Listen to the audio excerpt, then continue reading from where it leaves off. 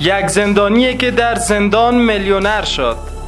سلام، خوش آمدید به یکی دیگر از ویدیوهای کانال خبر تازه. تقاضا میکنیم ویدیو را تا آخر دنبال نموده و کانال ما را سابسکرایب نمایید. یک زندانی در زندان میلیونر شد. یک زن امریکایی که به دلیل صدور حکم اشتباه 35 سال در زندان بود، میلیونر شد.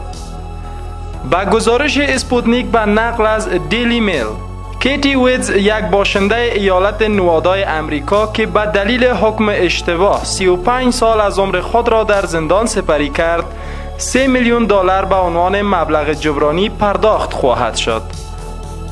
در سال 1980 کیتی ویدز 29 ساله متهم به قتل میشل، دانشجوی 19 ساله، به 35 سال زندان محکوم شد.